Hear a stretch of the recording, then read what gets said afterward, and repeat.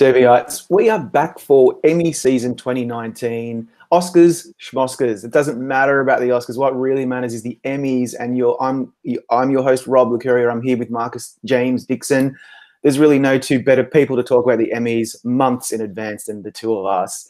And we're talking about the comedy series category. Marcus, it's pretty exciting this year because Veep is back. And that is always something to celebrate. Finally. Yeah. It's pretty cool. Yeah, and it's won 3 times. So if it wins a 4th, it will be tied with All in the Family and Cheers. And only 2 shows have won 5, Frasier and Modern Family. But this is Veep's last season, so the most it can win would be 4. Yeah, and although the Emmys are not necessarily very sentimental, with Julia and everything that she's been through, coming back, like I'm just smiling just thinking about it. Like I can't wait to see the show, and I can't wait to see her back on the stage. She is the queen of the Emmys, and so there's a lot to look forward to this Emmy season on the comedy side. Let's look at what was nominated last year. So we had The Marvelous Mrs. Maisel won for its first season, Atlanta, Barry, Blackish, Curb Your Enthusiasm, Glow, Silicon Valley, and Unbreakable Kimmy Schmidt. Which ones aren't coming back? So Curb's not. Right. Where is Silicon Valley? Is that? I don't think that's coming back either. So that's not in our list. Yeah, I think they're taking a hiatus. Yep.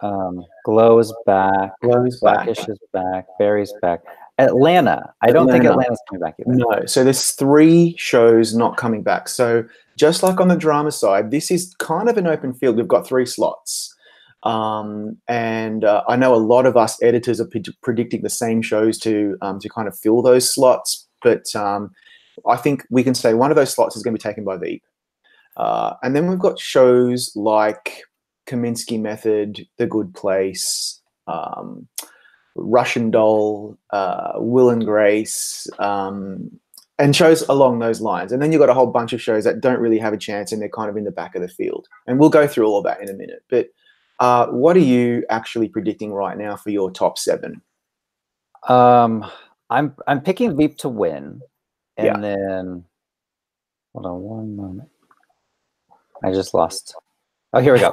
Veep to win, Mrs. Maisel for 2nd place. Although this is going to be a really exciting race between those 2, and then I have Barry, Glow, The Kaminsky Method, The Good Place, and I'm kind of taking a gamble for my last slot. I have a show called The Other Two from Comedy Central. It's getting incredible reviews. Everyone that's watched it just absolutely loves it. So it's about time Comedy Central got a show in the best comedy series. I mean, it's in their name, for goodness sakes. So that's my gamble right now, but who knows what's going to happen. We still have months, Rob. It's really like God knows what could happen between now and the end of the season. But what intrigues me is Kimmy Schmidt seems to make it in every year, even though its buzz has died down over the last couple of seasons. And so this is its final season, right? Yeah, I think it's like 6 episodes or something. Yeah, I think it could make it in just by voter laziness, unless it's just so amazing. And Titus Burgess will probably make it in again. But I think I have it there in my 7th spot just as a placeholder. But there's so much potential for that 7th slot. I, by the way, really believe that Kaminsky Method is in. That's in my 4th spot.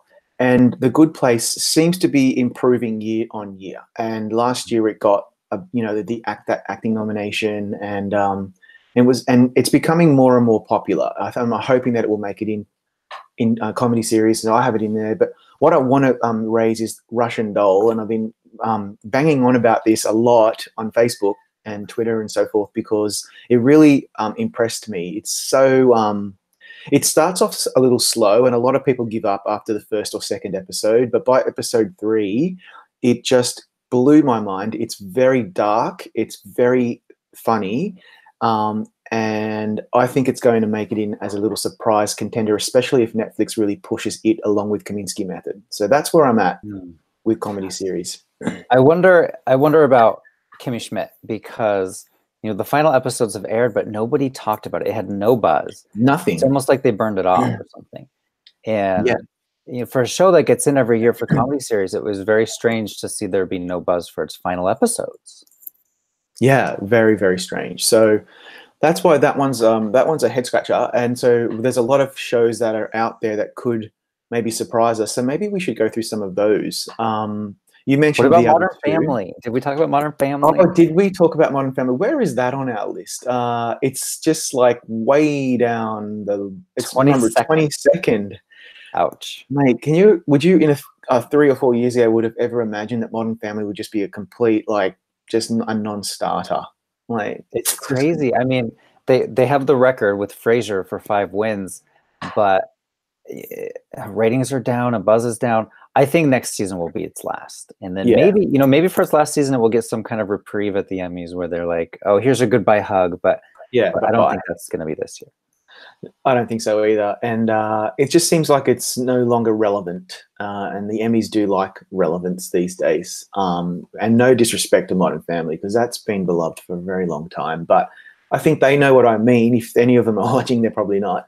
That there's a lot of new stuff happening on TV, especially on streaming platforms. And that seems to be where the industry is looking. And you mentioned Marvelous Mrs. Maisel. That is going to be a close race. We all have a feeling that Veep will win, but they really like that show. I mean, it just swept last year. Loved it. And season 2 was better than season 1, in my opinion. Mm-hmm. And the great thing is, like, if it was Veep and Mrs. Maisel last year, I don't know if Veep would have won.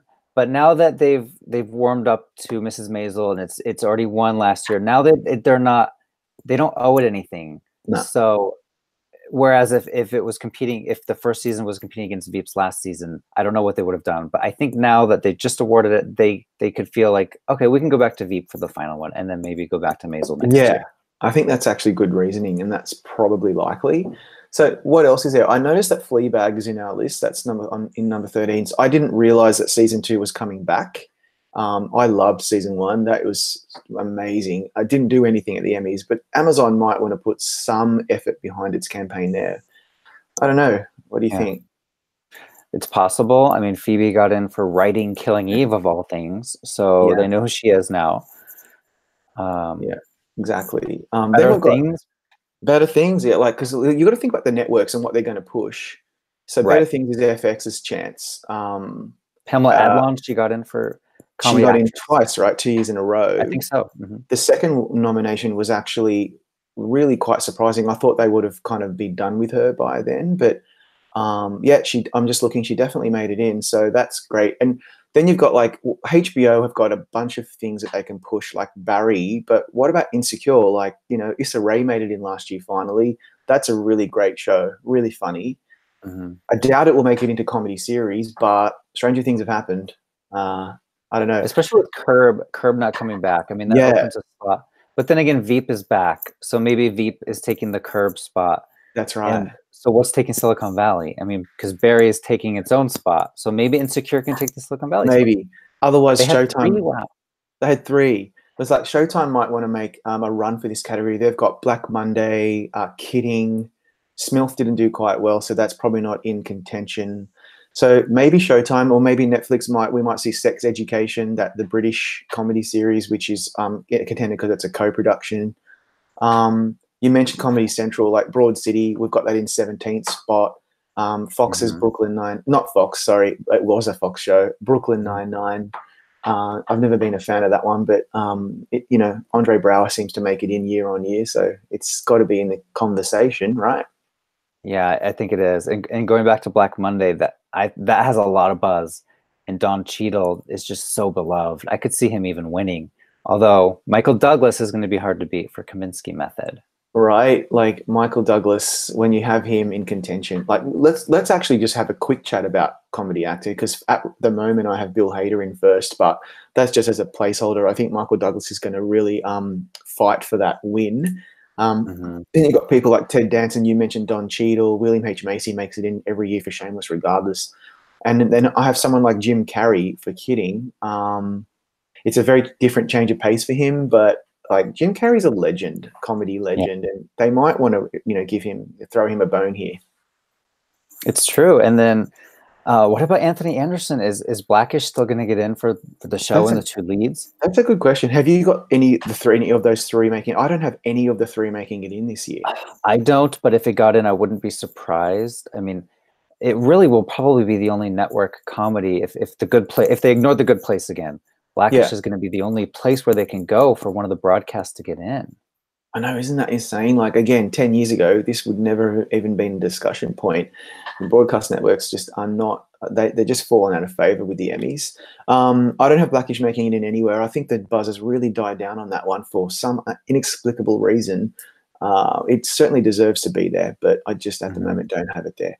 And then if you look on the actress side, Julia should be taking that again. It'll finally break Rachel Brosnahan's stranglehold over every single comedy category. Every category, which is funny because Julia, even in the height of Veep, she didn't win every single award at every single award show. She never has won the Golden Globe for Veep, which is just insane.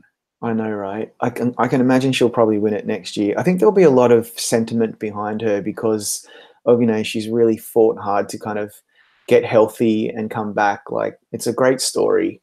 But speaking of actress, I know I've already mentioned Russian Doll. I think Natasha Lyonne will make it in here. She's a nominee for Orange is the New Black, a surprise nominee. Yeah. She does have a lot of fans in the Academy, and she carries that show. She's incredible. Anyone else that you can think of that we should be keeping our eye on when we're making our predictions? I wonder if Kristen Bell can finally get in. Oh, yeah. Ted Danson got in last year, and then Maya Rudolph, too, for guest star. But yes. Kristen Bell is the heart of that show. Her character just goes through this evolution from episode 1 to where we finished in season 3. And if they're watching, she'll get in. If they're not watching, she won't. It's as simple as that. Yeah, that's exactly right. It would be lovely to see her make it in. She's so great in that show. Looking quickly at the supporting categories as well, we tend to see a lot of Saturday Night Live players. I think a lot of them will be back, but you've got then people like returnees like Betty Gilpin from Glow. She was a surprise nominee for me last year. I know a lot of us were predicting her, but I was skeptical about Glow, and she made it in. And for that reason, I think if Glow is still a factor, Mark Maron could also make it in on the actor side. But then you got the Maureen Hinkle and Alex Borstein could both make it from Mrs. Maisel. I think Maureen Hinkle is going to get in this year. I actually wrote an item about it back in December, and that item kind of went viral. She has all these secret fans so we have to interview her. Let's interview her together this season. We will. Because she's so good. She's been acting forever, and she's never gotten to do at any award show. Did she get at the Critics' Choice? I don't think so. I can't remember, but she's so freaking good in season 2. Especially the first episode where they go overseas. She was the star of that episode, which is so rare. I've never seen her so great. Person. Because she flees the family to move to Paris, and it's so funny. It's very, very, very well done. So I'm sure she's there, and Anna Klumsky will be back. But on the drama actor side, comedy supporting actor side, Alan Arkin is going to be a force for Kaminsky Method. He is wonderful in that show. Henry Winkler is back again. But don't you kind of feel like he's just playing himself? How much acting is he actually doing? Yeah, it's just that I think if it was best line delivery, he would win everything because he's just so droll and like sarcastic, and just thinking about him makes me smile. Like, he's wonderful, and so I'm sure he'll be there. It's crazy how there's 3 veterans here in supporting. You have Alan Arkin, you have Henry Winkler, and Tony Shalhoub. They're all going to be going head to head against. I think Veep could really explode for its final season and get even more supporting actors in. I mean, Tony Hale's always in, Matt Walsh, but what about Timothy Simons? He's going to have a good season with his character running for president against Selena Meyer. I'm already laughing just thinking about it. Me too. I just love Timothy Simons. He is so funny. Yeah, you're right. It could be that we've seen stranger things have happened, but we've seen a show really dominate in the supporting categories. So so that's really cool. What else is intriguing you? Oh gosh, so much. I'm rooting for The Good Place, but my head tells me it's not going to happen. Even though it got in at the Critics' Choice and it got in at the Globes, I just don't know if the voters will mark it off on their ballots. But then again, with so many open slots, there's a chance. There's a chance. There is. There's still a lot of question marks here. Like, I don't know, I don't know if we're going to see anything really, really surprising and out of the box. And I don't know if anything's going to come up in the next 3 months that we weren't expecting. I think everything seems to be pretty locked in comedy. Drama is all over the place. Comedy seems to be a bit more certain, but it just reminds me, like, for example, the whole Roseanne thing that happened last year, that show completely petered out, and then the Connors came back. I wonder if the Connors, it's too late for them. Like, the stink is still on that cast and crew. I hope not, because I think the Connors is really funny.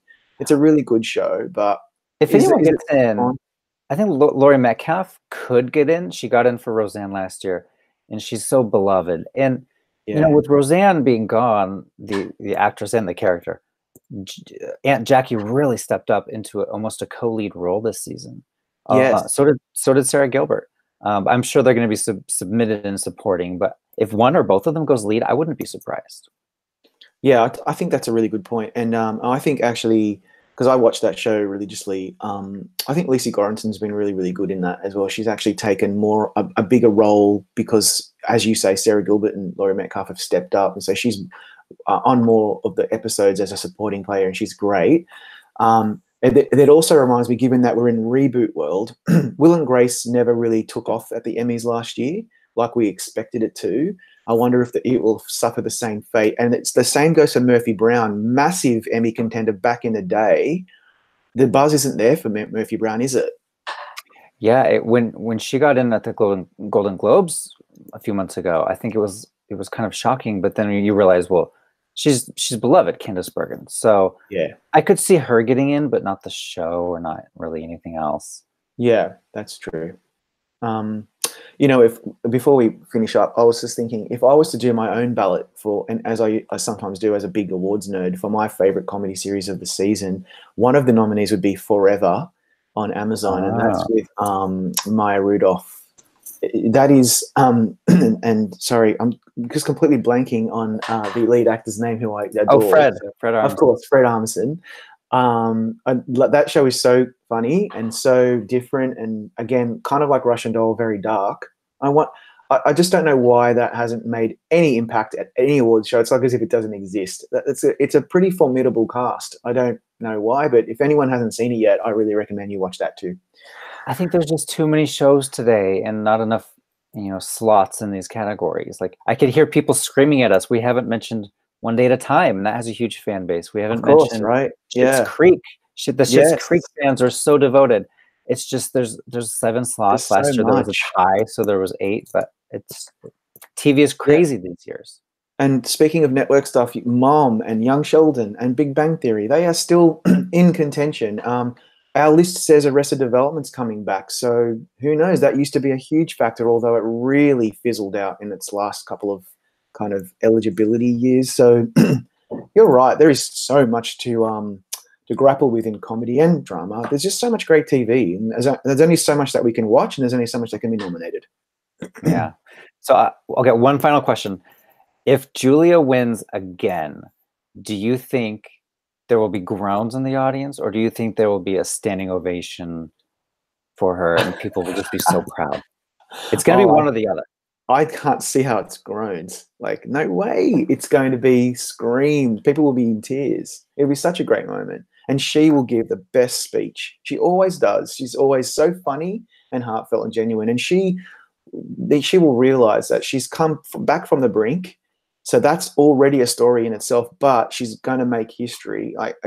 She will be the queen of the Emmys and basically just say, suck it, you losers. I have won it again. That's great. Yeah, I can't wait. Well, thanks, Marcus, for joining me on this chat. I know it's very early. We've both been kind of like just thrown in the deep end here because we really don't know what's going to happen over the next few months, but it's very exciting to just kind of spitball what we think will happen in a few months' time. Everybody needs to stay with Gold Derby because now this is where it's all happening for the Emmys. Make your predictions on the site. Make sure you comment in our forums or at our YouTube videos and keep following us because we're going to be back regularly to talk about the Emmys. There's so much to talk about. Very exciting year. Thanks for joining us, everybody. We'll see you all soon.